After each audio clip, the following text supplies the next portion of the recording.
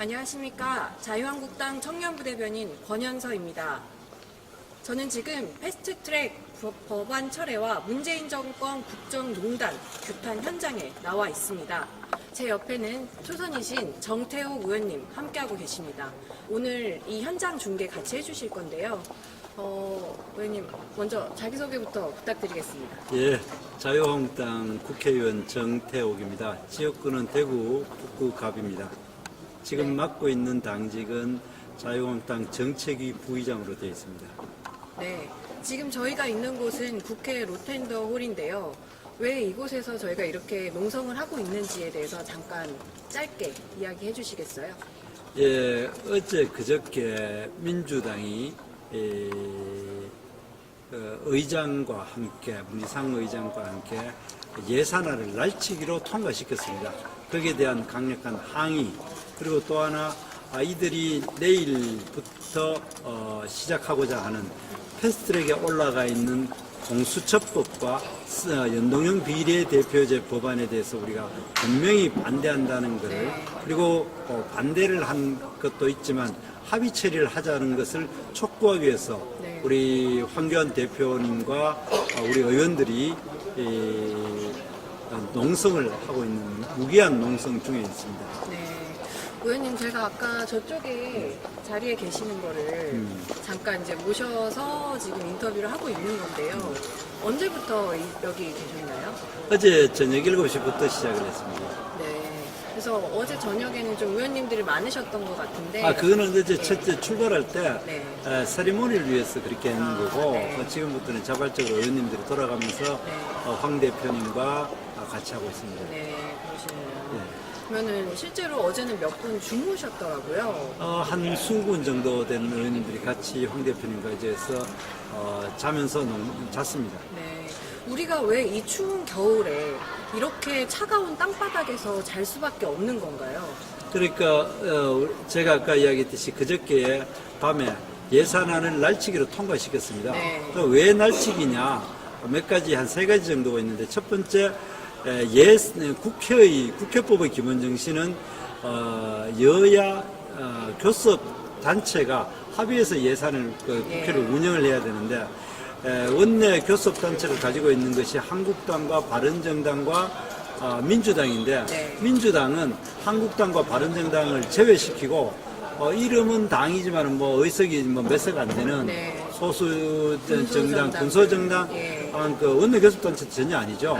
그런 거를 동원해 가지고 예산안을 강행 처리했습니다. 그것도 사리에 맞지 않게 강행 처리는 4+1이라고 보통 표현합니다만, 실제로 보면 4+1이 아니라 1.4밖에 안 되는 거죠.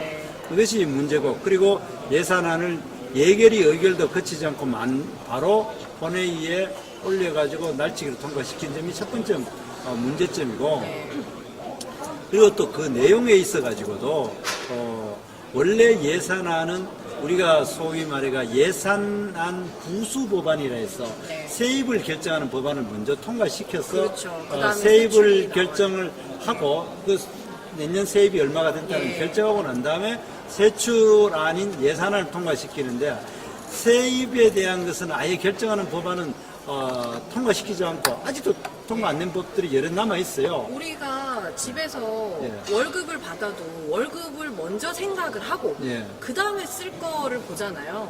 근데 지금 국회는 거꾸로 된 거예요. 거꾸로 일단 된 돈 거죠. 먼저 쓰고 그 다음에 월급 들어온 거는 대충 뭐 들어오겠지, 어디서 땡기겠지. 그게 자기네들 돈이 아니라서 그렇게 쓰는 거 아닐까요? 그렇죠. 이 양반들은 이렇게 강행 처리하는 것이 자기들이 어떻게든 이 예산을 통과시키려고 하는 그런 것 때문에. 그럼 왜 그럼 이렇게 강행 처리하려고 하고 야당을 무시하게 하고 하느냐? 기본적으로 이번에 예산의 날치기를 할 때 보면은 우리 국민들이 걱정하고 있는 대북 퍼주기 예산이라든가, 그다음 무리한 이제 일자리 예산 같은 경우, 이런 것들을 우리가 삭감을 주장한 것에 대해서 그들이 받아들이지 않는 측면이 하나 있고, 또 한 가지는 내년도 예산 자체가 근본적인 문제를 가지고 있습니다. 2020년 예산 자체의 문제라는 말씀이신 거죠? 이제 가장 큰 문제점은 과잉 팽창 예산이라는 거죠.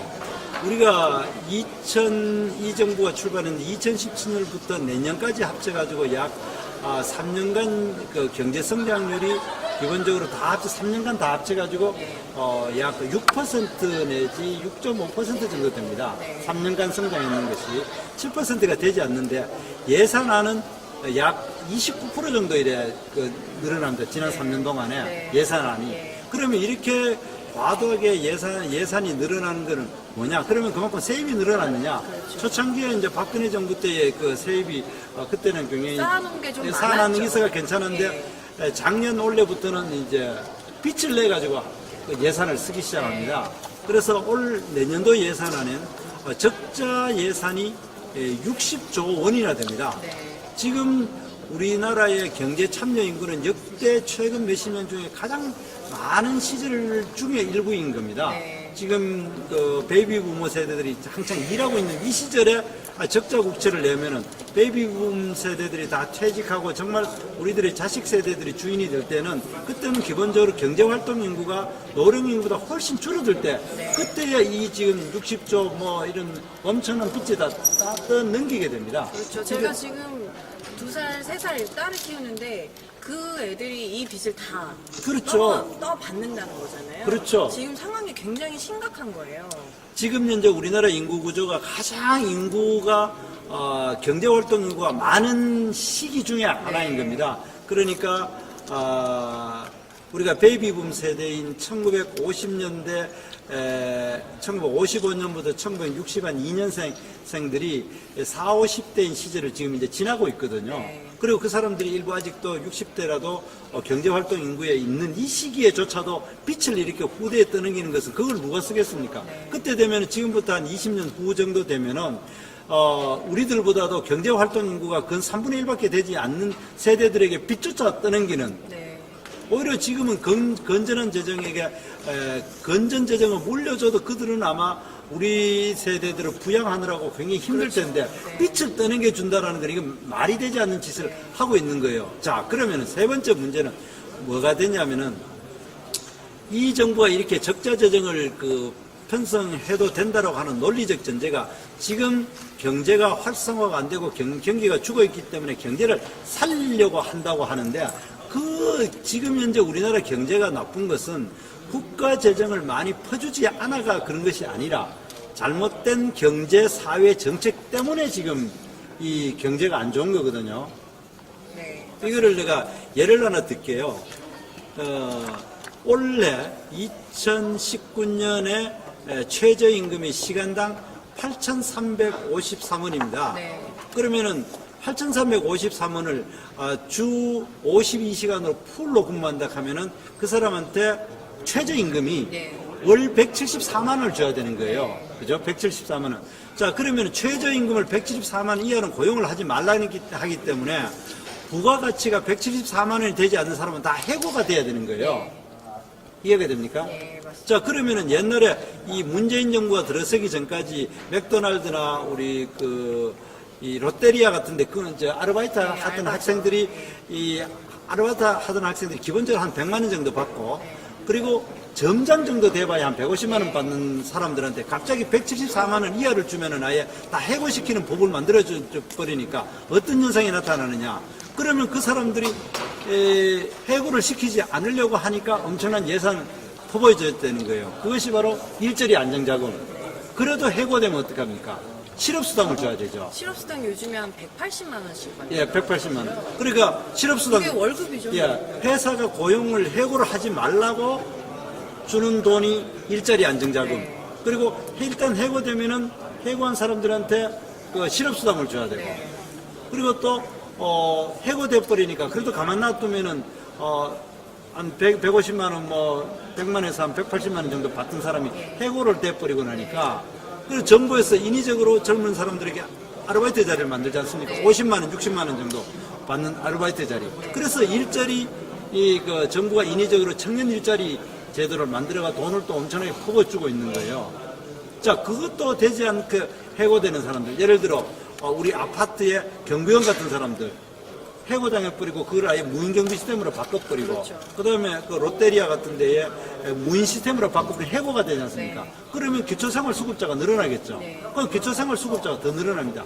이런 일자리 안정자금, 그다음 청년 그 단기 알바 자리, 예, 그다음에 그 고용 해고에 대한 수당, 네. 그죠? 이런 예산들이 전부 다 합치면은 2016년 이 정부 들어서기 대비 63%가 늘어나고 있어요. 이런 것들이 늘어나는 것이 내년 예산이 늘어나니까, 그러나 경제 전체로 보면 총 유효수는 하나도 늘어나지 않지 않습니까? 제가 어떤 뉴스에서 봤던 것 같은데 GDP가 하락을 했다라는 뉴스를 본 적이 있어요. 사실 그동안 우리나라 GDP 하락한 적은 없었거든요. 지금은 하락하지는 않지만은 이 성장률이 2% 이하로 지금 계속 떨어지고 있는 것들이 바로 이와 같이, 원래 소득주도 성장은 그 최저임금을 높여가 총 유효수를 늘려가지고 경제 성장을 이끌자는 거예요. 근데 그거에 안 맞는 안 맞죠. 정책들이 오히려 있죠. 소득 수준을 높이니까 네. 세고가 많이 돼버리고, 해고가 많이 되니까 총 유효수가 오히려 줄어드는 거예요. 그래서 또 소득은 더 줄어들고. 예. 그러면 그걸 줄어드는 소득 때문에 정부가 나가야 될 돈은 늘어나는 거예요. 이건 복지비도 선순환이 아니고 악순환으로 악순환이네요. 계속 악순환으로 가는 거예요. 그래야 되기 때문에 제가 이야기하는 것은 그뿐만이 아닙니다. 탈원전 정책이라 해가지고 전기료가 올라가죠. 그럼 기업들이 고용을 줄일 수밖에 없고, 그리고 원전에 대해서 일하고 있는 수많은 양질의 일자리들이 다 줄어드는 거예요. 그런 탈원전 정책, 최저임금, 근로시간 단축, 이러고 또 원래 좋은 의지로 했는 강사법 같은 경우에 강사들을 이게 고용률을 확 높여버리고 나니까 결국에는 수천 명, 수만 명이 해고를 당해버리는 거예요.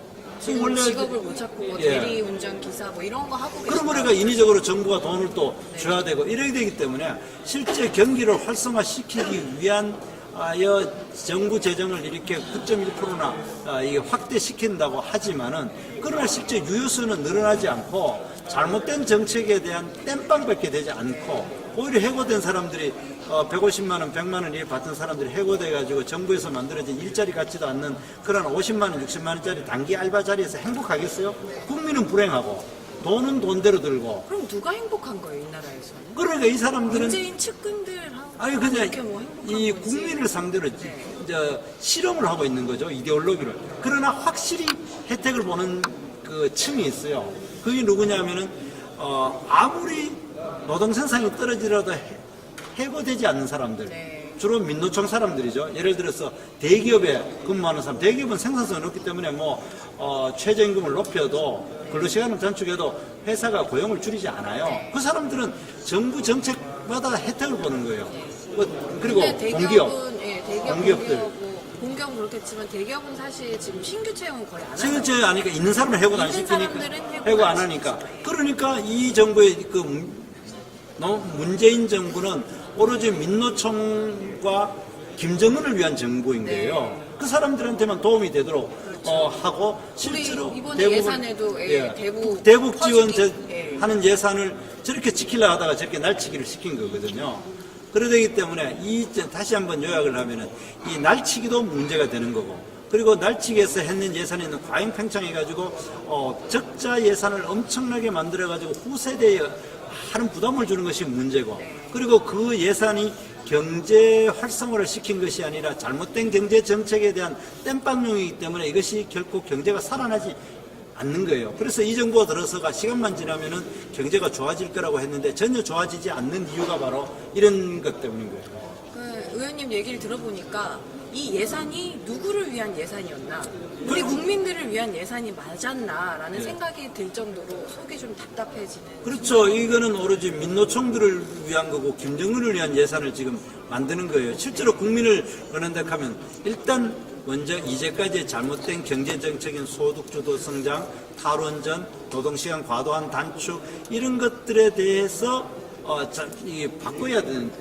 바꾸고 난 다음에 그래도 추가로 경제를 활성화시키기 위해서 재정을 투입하는 건 모르는데, 지금 재정을 투입하는 건데 예를 들어서 복지와 일자리 예산이 21% 늘어나요.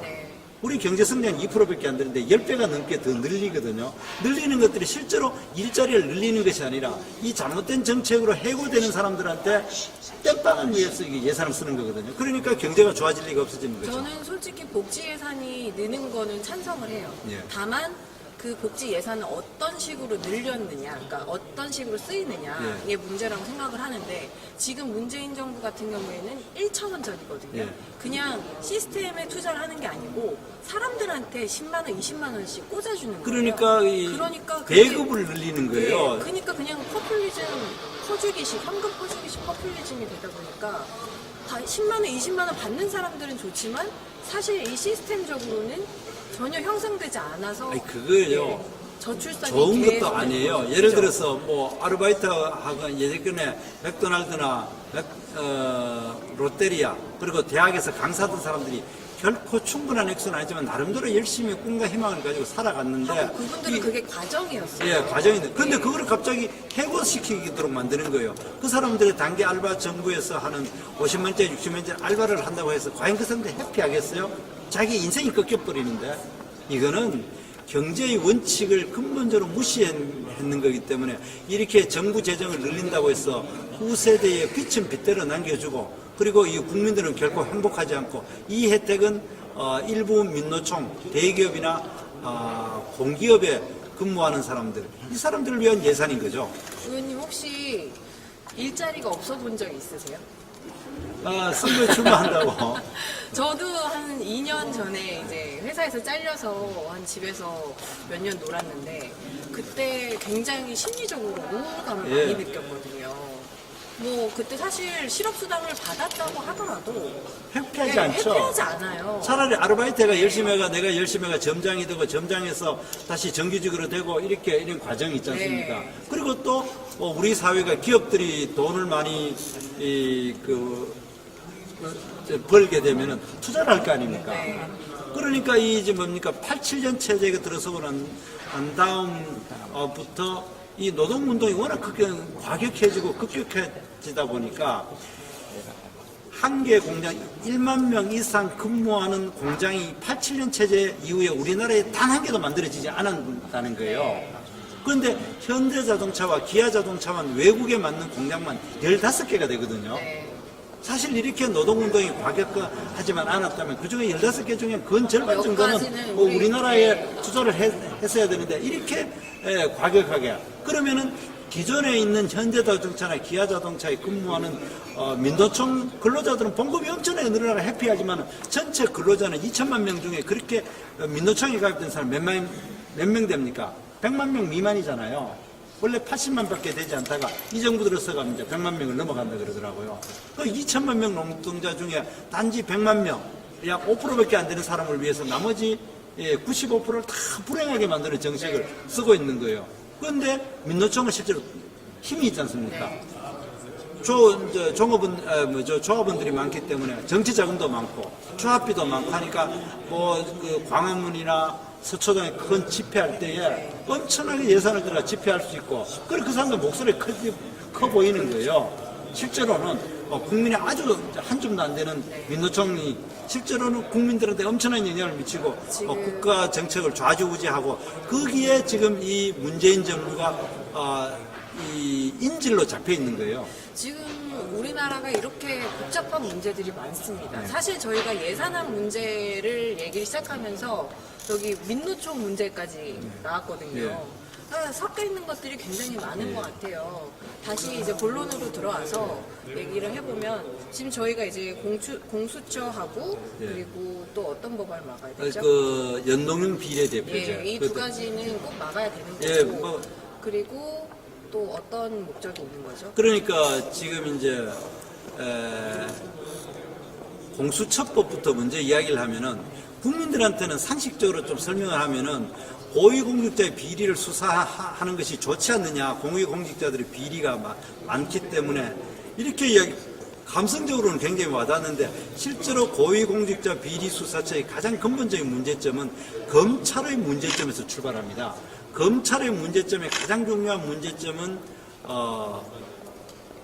역대 우리나라에서는 검찰이 권력자의 편에 들어서 가지고 권력을 가지지 않는 야당이나 권력을 잃어버린 전 정부 사람들에게 가혹하게 수사를 공정하지 않게 가혹하게 수사를 하고 네. 이 정치 보복의 수단이 되는 거죠. 검찰이. 그리고 그 과정에서 수사를 하고 어떻게든 기소를 하려다 보니까 무리하게 수사를 하게 되는 거죠. 거기에서 인권 침해가 많이 나왔습니다. 그래서 우리 검찰개혁의 핵심은 권력으로부터 검찰권을 독립시키고 그리고 수사권과 기소권을 분리시켜가지고 수사 과정에서 인권을 옹호하도록 하는 것이 이 바로 공수처를 설치하자는 기본 정신 내지 검찰개혁의 기본 정신입니다. 네. 그런데 지금 이 정부에서 하고 있는 공직자 수사 비리처는 기본적으로 대통령이 공수처 처장, 공수처 차장, 네. 공수처 검사를 전부 다 임명하는 임명할 거예요. 수 있는 거죠. 그리고 그 대통령에서 임명받은 공수처장이 수사관까지 다 임명하도록 하는 거예요. 그러면은 그거는 현재 검찰보다 훨씬 더 대통령한테 종속되는 기관이 되면 권력으로부터 독립이 아니라 더 종속되는 거예요. 그렇죠. 그리고 또 검찰개혁의 가장 중요한 두 번째 핵심이 수사권과 기소권을 분리시켜 가지고 인권 침해를 막자고 하는데 오히려 공처에는 수사권과 기소권을 같이 가지고 있는 거예요. 자, 그리고 또 공수처 정말 무소불위의 권력이 예, 되죠. 안에는 또 어떤 게 있냐 하면은 그 사건의 강제 이첩권이라는 것을 줘놨어요. 그러니까 경찰과 검찰이 수사를 하고 있거나 이런 거를 빨리 이거는 내가 수사할 테니까 내한테 넘겨라 이렇게 하는 것이 됩니다. 그러면 예를 들어 조국 사건에 대해서 서울지검에서 수사를 하고 있지 않습니까? 그러면은 그거 내가 수사할 테니까 가져온나 해가지고 그러면 강제로 넘기도록 되어 있습니다. 그러면은 이거 이제 뭐 해보니까 별 게 없으니까 종결할 수가 있습니다. 예를 들어 지금 울산시장 선거 때에 비리를 저질렀다고 추정되는 김기현 시장 그 시장에 대한 황운하에 대한 조사 그리고 청와대에 대한 그 여러 가지 수사를 내가 수사할 때는 가져왔나 이래가지고 공수처가 가져가가지고 뭐 이거 뭐 공정하게 했네 갖고 혐의 없으면 종결돼 버리는 거예요. 끝나는 거죠. 그리고 국민들은 진실도 모르고. 오히려 이 수사에서 뭐 여러 가지 문제가 있었네 하면서 윤석열이를 한다든지 김기현이 그때 문제를 더 막 그냥 하게 되게 되는 이런 문제를 가지고 있는 게 수사 이첩권에 관한 문제고 또 다음 또 문제가 뭐가 있냐면은 우리가 공직자 비리 수사처가 공직자의 비리를 고위공직자의 비리를 수사해야 되죠. 그런데 이 지금 공수처는 비리를 수사하는 것 플러스 직무를 수사할 수 있도록 되어 있어요. 직무를 수사하는 그건 무슨 말이냐면 되게 어려운 이야기인데 우리가 비리 같으면 뇌물을 받아 먹거나 뇌물을 줄 예정으로 네가 나쁜 짓을 한 건데 업무를 추진하면서 비밀을 누설했다라든가 그죠? 직권을 남용했다라든가 그죠? 직권을 예를 들어 대통령이 가지고 이 사람들 바로 불쌍하니까 바로 다 고용해. 원래 대통령 그런 권한이 없는데 뭐 그 정책적으로 이야기한 것조차도 그런 것도 다 직권이 남용이 되는 거예요. 무슨 말인지 아시겠어요? 직권 남용 같은 거. 왜 네가 그런 거를 지시했느냐? 뭐 정책적 예를 들어 국회의원이 예를 들어서 그죠? 법안을 심사하다가 이거는 다음에 심사하는 게 좋겠나? 이것도 직권 남용이 될 수 있는 거예요. 그런데 그리고 업무 비밀 누설. 내가 예를 들어 오늘 우리 청년 대변인을 만나가지고 우리 오늘 국회에서 이런 법이 논의돼서 이것도 비밀 누설이 될 수 있는 거예요. 이런 직무에 관한 것조차도 다 수사할 수 있도록 하면 그러면은 거기 수사 대상에는 우리 국회의원만 되는 게 아니라 판사, 검사, 헌법재판소 재판관, 경찰도 다 들어가거든요. 그러면은 재판관이 판사가 재판을 하다가 이건 다음에 좀 수사하는 게 좋겠네 이렇게 미루는 것도 부작위에 대한 수사도 되는 거예요. 그럼 이것도 직권 남용이 되는 거예요. 그래가지고 실제 그것이 벌을 안 주더라도 자료를 가져왔나 조사한다 하면 온갖 거를 다 이제 심리적인 압박을 줄 수 있는 직무 감찰을 할 수 있고 특히 이제 문제가 되고 있는 경찰과 검찰과 판사 그리고 헌법재판관에 대해서 이렇게 한 기관이 계속 워칭할 수 있다는 것은 이런 사찰이 될 수 있는 거죠. 근데 의원님 행자부 출신으로 알고 있습니다. 행자부에서 근무하실 때 이런 사례가 있었나요? 이제까지 현 정부의 직권남용으로 처벌하는 경우는 아주 예외적이었는데 네. 이게 본격적으로 문제된 거는 이 문재인 정부가 들어서 가지고 세월호 관련된 적폐청산이라 해가지고 세월호 관련되는 거 전 정부 인사에 대한 수사를 할 때에 박근혜 모두 대통령한테 이제 직권남용. 직권남용을 예. 하는 거예요. 그런데 그 박근혜 대통령에 대해서 적용된 기준으로 한다면은 지금 문재인 정부 하고 있는 거의 대부분 직권남용에 해당돼요. 그래서, 예를 들어서 예. 문재인 대통령이 자기는 그 주식회사에 불과한 인천공항공사에 가가지고 네. 이 사람들 다 빨리 10,000명이나 되는 그렇죠. 사람들 다 해라. 네. 그런 직권남용에 해당되는 거예요. 네, 그렇죠. 그리고 또 사회적 기업 같은 데다가 정부가 하도록 하는 거 있지 않습니까? 그것도 그 K재단, 미리재단이랑 비슷한 그렇죠. 사건이 되는 거예요. 근데 뭐 본인들이 하면 정의를 예. 위한 거니까 예. 그래야 되는데 아니라고 생각하실 수도 있겠죠. 그러니까 공수처가 만들어지면 네. 자기가 미운 정적에 대해서는 그런 걸로 계속 재판을 할 때 이게 연기했다. 왜 연기해줬느냐? 직권남용이 아니냐. 그죠? 근데 제가 알기로는 이제 공무원들이 지금 일을 안 한다 그래요. 지금 일을 잘못하면 다 그렇죠. 잡혀 들어갈 수 있으니까. 그런데 거의 나라가 이제는 스톱할 이번에는 수도 공수처는 있다는- 부작위에조차도 네. 수사를 할 수 있으니까 미운 놈은 또 일 안 했다고 처벌하는 거예요. 그렇죠. 그러면 뒤쪽에 자기들이 얼마든지 처벌할 수 있도록 하는 것이 바로 이 공처법인 거예요. 그 얼마 전에 민노총에 의해서 어떤 기업의 임원이 맞았는데 경찰이 그냥 쳐다만 보고 예. 있었다라는 그렇죠. 일이 있었거든요. 이 공수처법 하나만 더 이야기하고 공처를 이제 그만 이야기를 네. 한다면은 공수처법에 되면은 그러면 정권이 바뀌면은 안 되느냐 하는데 그게 안 되도록 돼 있어요. 왜냐하면은 공수처 검사나 공처 검사와 공처 수사관은 공처 검사는 임기가 9년이에요. 정권이 2번 바뀌어도 되고 그렇죠. 그리고 또 공수처 수사관은 61세까지 60세까지 정년이 보장되는 거예요. 그런데 한 번 임명하면은 되는데 그런데 공수처 검사나 공수처 수사관의 자격 요건 중에 한 재판이나 수사에 대한 전문 인력에 의해 조사에 대한 그 경험 있는 사람도 뽑을 수 있도록 해놨어요. 네. 그 조사에 대한 경험 있는 사람 누굽니까? 세월호 조사관, 그다음에 국가인권위 조사관, 그죠? 과거사 한정을 조사위에 해놓은 있던, 거네요. 예? 네, 예, 그런 사람들을 특정을 해놓은 그런 사람들을 대거 들어오게 될 거예요. 그 사람들은 이념적인 편향성이 상당히 강하다고 보지 않습니까? 네. 그 사람들이 정년 때까지 기본적으로 30세에 들어오면은 60세, 30년을 그대로 유지되는 거예요. 그리고 검사, 공처의 검사라고 하는 사람들은 말이 검사지 검사가 아니에요. 그거는 그냥 공처에 채용되는 변호사를 검사라는 이름을 준 것에 불과해요. 그런 사람들은 9년간 있다면은 그럼 어떻게 정권이 바뀌어도 어쩔 수 없는. 그러니까 이거는 완전히 문재인 내지 문재인을 친문 문재인을 이제 위한, 캐시타포 같이 네, 되는 거예요. 친문을 위한 예. 공수처. 예. 거죠.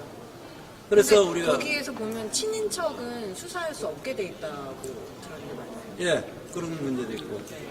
대통령 친인척도 사실 고위 공무원은 아니지만 지금 측근이기 이제 그 때문에 제도로 하면은 친인척이고 하고 완전 대통령을 결사옹이 하는 부대가 되는 거지. 그게 어디 진짜 고위공직자를 수사하는 게 아니라 정적이나 전 정권에 대한 수사, 특히 거기에 수사관이나 공처 검사라는 게 대부분 좌파 인사들로 들어가게 되면은 결국 우파 탄압 기관이 되는 거예요. 전형적인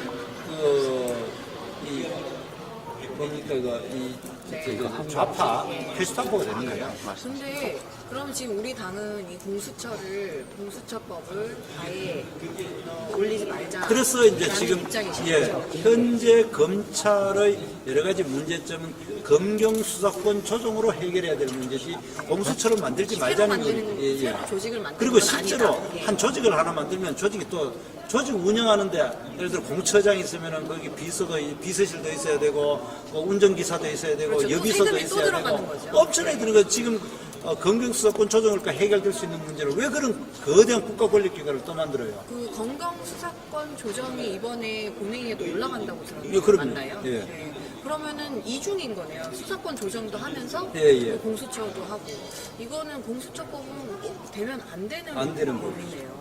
예, 그럼 이번에 다음으로 드릴 말씀은 저희 이제 선거법 예. 관련해서 그는 지금 이제 연동형 비례대표제를 하자고 이야기를 하는데 연동형 비례대표 때는 비례대표에서 뽑힌 당에 대한 지지율보다도 지역구에서 뽑힌 국회의원 수가 부족하면은 비례대표에서 숫자를 늘려주자는 그것이 바로 연동형 비례대표, 이 양쪽 연동시켜주는 것이 이제 연동형 비례대표제인데 이거를 하고자 하는 가장 큰 이유는 정의당이 의석수를 늘리기 위해서 이 좌파 연합을 짜고 이제 이 공수처법을 통과시키려고 이제 정의당이나 군소 정당들을 끌어들이기 위해서 미끼 법안이었다라고 생각을 합니다. 미끼 법안인 거예요. 그러면은 왜 그럼 그것이 안 되느냐? 기본적으로 우리나라 대통령 같은 경우는 문재인 대통령도 41%밖에 지지를 안 받았지만 대통령 혼자 다 하는 거 아닙니까? 결국에는 강력한 대통령제 하에서는 양당제를 중심으로 강력한 야당을 전제로 하는 국회에서 견제와 균형을 하도록 하는 것인데 대통령의 제왕적 권한은 그대로 남겨놔놓고 국회만 다당제로 가는 이런 연동형 비례대표제는 기본적으로 정치 체제에 맞지 않고 그렇게 하고자 하는 거는 지금 4+1이 아니라 1.4 지금 횡포를 부리는 것 같이 조그마한 준소 정당들 많이 만들어가지고 여당이 그냥 이들을 끌고 가려고 하는 좌파 연합 세력으로 가고자 하는 그죠? 왜 그러냐면은 이 제도가 시행되면 민주당과 한국당이 그 의석수가 많이 줄어들고 군소 정당들이 많이 나타나거든요. 그러면은 여당이 자기들 정당은 줄어들지만 정의당을 비롯해 좌파들의 군소 정당들은 계속 늘어나니까 그러면 한국당은 확 줄어들지 않습니까? 그러면은 더불어민주당을 그러면은 더불어민주당을 옹호하는 이들만 남아 있는 거고 그리고 자유한국당은 없어질 수도 있는 거잖아요. 아니 그렇지는 그 지역에서 이제 지역 점점 줄어들죠. 비례대표 숫자가 줄어드는 거죠. 비례대표 숫자를 지금 민주당과 한국당이 비슷하게 갈라하고 있는 거를 민주당, 한국당은 확대로 되고 이제 확 줄어들고 정의당이나 뭐 군소정당들한테 많이 가져가게 되죠. 그럼 그게 더불어민주당의 그분 속내라고. 예, 그렇죠. 그러니까 정의당하고 뭐 특정 지역에 있는 정당들하고 합쳐가지고 하다 보면은 그들이 우파인 정당보다도 늘 숫자가 많아지겠죠. 그래서 저희가 이 법안을 막으려고 지금 저기서 주무시고 누워 계시고 앉아 계시고 하시는 거 아니겠습니까? 맞습니다. 맞습니다. 저 지금 그 문재인 정권 게이트의 우리들 병원 위원장, 우리들 병원 사건 위원장으로 알고 있습니다. 그 사건에 대해서 간략하게 설명 부탁드릴게요. 우리들 병원의 문제는 이런 거예요. 한마디로 이야기를 하면은 2009년에 우리들 병원 원장 이상호 원장하고 그때 당시 부인이 지금 이혼했습니다만 부인이 김수경 씨하고 사업가 김수경 씨가 3자가 김수경 씨의 신혜선 씨라고 하는 분의 건물을 담보로 260억을 융자를 냈어요. 3자 연대 담보를 해가지고. 그러던데 그 이후에 이상호 원장이 계속 사업이 나빠지니까 1,400억을 산업은행으로부터 대출을 받아요. 대출을 받는데 그 조건이 뭐냐면은 그 공동연대담보 신한은행이 빌린 260억을 회수하라 그러는 거예요. 그러면 그 회수하는 과정에서 서류가 위조되었다는 의혹을 받고 있는 게 여기 사건의 개요예요. 그럼 여기서 이제 문제는 짚어야 될 게 이상호 원장이 어떻게 돈을 크게 벌었나예요. 그때 우리들 병원에서 노무현 대선 후보라고 해야 되는데 당선인이 허리 수술을 했다라고 하면서부터 우리들 병원이 굉장히 커졌다라고 하더라고요. 이제 부산 출신으로 노무현 전 대통령과 김수경 씨, 이상호 원장은 아주 각별하게 친한 사이였어요. 그래서 노무현 대통령이 대통령 당선자 시절에 우리들 병원에 가가지고 그 허리 수술을 받으니까 실세 중에 실세 병원이 돼가 노무현 5년 동안에 엄청나게 병원이 커졌어요. 사업을 확장하고. 그러는데 이제 그거는 그때 일이고 이번에 문제가 되고 있는 거는 이제 아까 했듯이 신한은행이 대출을 하고 산업은행이 1,400을 대출해 주면서 신한은행의 대출을 빼내는 과정에서 여기서 이제 위조 의혹을 받고 그리고 그러다 보니까 이 문제가 뭐냐? 여기서 나타나는 세 가지 정도가 지금 논란이 되고 있어요. 첫째, 산업은행에서 1,400억이나 큰 돈을 빌려주기가 쉽지가 않은 상황이었어요. 왜냐하면 이상호 원장은 법인이 아니고 개인이고요. 그때 당시 신용도가 개인회생 신청 중일 정도로 신용도가 극도로 나쁜 상태에서 1,400억이라는 엄청난 돈이 그 빌리기가 굉장히 어려운 상황이었어요. 저희가 그냥 객관적으로 일반 개인이 신용이 나쁜데 1,400억이라는 돈을 빌릴 수 1,400억. 있나요? 1,400억을 빌릴 그렇죠. 수 있나요? 없나요? 그러니까 그게 힘들죠. 예. 그런데 그게 빌려졌다라는 사실 하나 하고, 그리고 그거를 하면서 신한은행에서 빌렸는 그 공동연대담보가 공동연대담보 중에 한 명이 빠져나가면은 다른 두 사람한테 영향을 미치죠, 그죠? 그렇죠. 근데 그 중에 특히 이 빌딩을 담보로 제꼈는 신혜선 씨의 동의를 받지 않고 했다는 거는 신혜선 씨한테 모든 불이익이 가지 않습니까? 네. 동의를 받지 않고 1,400이 갑자기 동의를 받지 않은 건가 아니면 사인을 위조를 한 건가요? 그렇지. 동의를 안 했고 사인이 위조. 가짜라는 거죠. 예.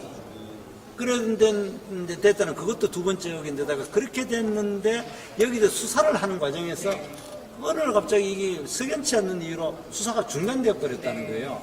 자, 그럼 이런 의혹에 있어가지고 이 정부의 실세 이름들이 여기에서 역할을 했다라는 썰이 있는 거예요. 그건 아직 정확히 수사를 해봐야 될 상황인데, 그러니까 이런 것에 대해서 제대로 수사해라. 왜 1,400이라는 돈이 저렇게 신용이 나쁜 사람한테 빌려줬느냐? 그리고 왜 그 위조되는데 수사가 제대로 되지 않았느냐? 네. 왜 수사를 하다가 갑자기 중단되었느냐? 네. 그래 거기에 왜 그 여권 실세 사람들의 이름이 거론되느냐? 네. 이것이 이 사건의 전문이에요. 네. 그래서 지금 저희가 사실 세 가지를 국정농단으로 규정하고 있는데 그 중에 하나인 거고, 예. 이번에 이 국정농단 게이트는 저희가 이번 주 토요일 날 예. 그 세종문화회관에서 1시에 집회를 할 대규모 예정이니까, 집회. 예, 그때 의원님 또 오시니까 주변에 계신 분들한테도 얘기도 해주시고 설명도 좀 많이 부탁드리겠습니다. 그리고 마지막으로 한 가지만 여쭤볼게요. 이건 정치적인 거일 수도 있고 아닌 걸 수도 있는데, 지금 우리 유튜브, 여기도 유튜브 하시는 분들 많이 계세요. 저희도 지금 유튜브로 방송하고 있고, 근데 유튜브에서 노란 딱지를 붙여서 광고 수입을 절대 못 내게 하고 있는 경우가 많아요. 근데 그게 유독 우리 우파 유튜버들한테 한정돼 있다라고 보고 있거든요. 그거에 대해서 어떻게 생각하시나요? 그러니까 지금 이제 일반 국민들이 거의 이해를 못하고 있는 것 중에 노란 딱지라는 것이 뭐냐면은 유튜브를 운영하는 구글의 정책상으로 컨텐츠 그 내용에 따라 가지고 욕설 비하 발언이나 이런 그다음에 여러 가지 문제점 있는 여러 가지 사례에 대해서 노란 딱지를 붙여가지고 광고가 못 붙도록 하는 이거를 노란 딱지 제도라 그래요. 근데 이것이 그 전까지는 큰 문제가 없었고 우리 보수 유튜버들한테도 문제가 없었는데 지난 9월 달부터 보수 우파 유튜버에 집중적으로 노란 딱지가 붙기 시작하는 거예요. 그래서 그거를 저를 포함해가 윤상직 의원이나 우리 자유한국당 의원들이 지난 정기국회 때 국정감사 때 집중적으로 문제를 제기를 하고 있어요. 그래서 거기에는 결론만 이야기하면 세 가지 문제점이 있다. 왜냐하면은 구글에서 운영하고 있는 유튜버의 약관상 이게 너무 불투명해서 특정인을 차별하는 거 아니냐. 이런 이제 약관의 문제가 하나 있고, 그리고 또 우리나라 동영상 시장의 약 80%를 차지하고 있는 유튜버가 너무 독점적 지위를 누리고 있기 때문에 독점적 지위로 자로 인정을 해가지고 거기에 대한 여러 가지 준수 의무를 하도록 해야 되는데 그거를 제대로 하고 있느냐. 그럼 세 번째, 거래 상대방을 차별하거나 부당한 대우를 해서는 안 되도록 되어 있어요. 아무리 작은 구멍가게라도. 그렇죠?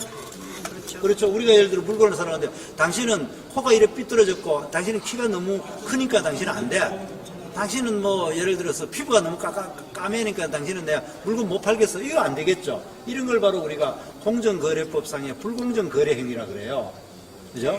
그거를 가지고 우리가 문제를 제기하고 있는 것이 지금 현황이에요. 이 문제에 대해서 여러분들이 쉽게 노란 딱지가 붙었냐 안 붙었냐를 보면은 이 일정 수준 이상 10,000명 이상 구독자가 있는 TV가 갑자기 틀었는데 광고 안 나오고 바로 들어가는 거는 이게 노란 딱지가 붙어가지고 광고 안 나온다. 이렇게 인식하면, 다 100% 맞지는 않지만 상당히 맞는 거에 아주 뭡니까, 이 구독자 수가 적어가지고 광고가 안 맞는 경우도 있지만 최소한 구독자가 한 10,000명에서 한 3, 4만 명 이상 갔는데 광고가 안 붙는 거는, 안 나오는 거는 노란 딱지가 붙어가지고 안 나간다는 거예요. 그렇죠. 근데 우리 지금 우파 유튜버들이 많이 생기시고 그분들의 그 시청자가 꽤 많으세요. 예. 구독자가 많으세요. 근데 이렇게 된 이유에 대해서 이제 저쪽 반대쪽 예. 신문사에서는 뭐 우리 쪽이 너무 돈을 쫓는다. 그래서 뭐 그- 유튜버들이 많아졌다라고 하는데 사실 그게 아니잖아요. 예. 이제 너무 그럼- 언론이 편향되다 보니까 저희가 소통 창구를 유튜버로 찾은 건데. 그래서 이제 이게 네. 근본적인 그것마저 문제점은 이제 막으려고 하는 거예요. 그렇죠, 그렇죠. 그러니까 근본적인 문제점은 예. 그러니까 이제 근본적인 문제점은 컨텐츠가 문제가 있기 때문에 이게 노란 딱지를 붙이는 것이 아니라 네. 딱지니까 특정 유튜브 방송에도 집중해 붙어요. 네. 예를 들어 어느 분 우리 보수 우파 유튜버인데 대한민국 헌법 1조부터 10조까지를 낭송했는데 거기 올리자마자 그렇죠. 30분 만에 노란 딱지가 딱 붙여버리는 거예요. 그럼 대한민국 헌법이 선정적이거나 뭡니까 정치적이거나. 정치적인 문제가 있는데 뭐 편향되거나 이런 게 아니잖아요.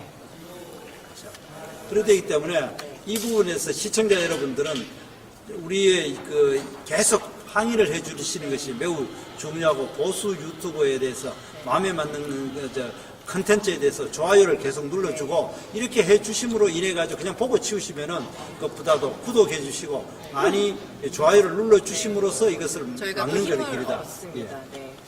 감사합니다. 오늘 예. 좋은 말씀 해주셔서 감사하고 이제 이인영 원내대표가 오늘 인터뷰한 내용 중에 인터뷰가 아니고 의총에서 한 얘기를 보니까 내일 이제 본회의를 열 거다라고 하더라고요. 오늘 밤이 이제 고비가 될 것 같은데 의원님들께서 잘 지켜주셨으면 예. 하고요.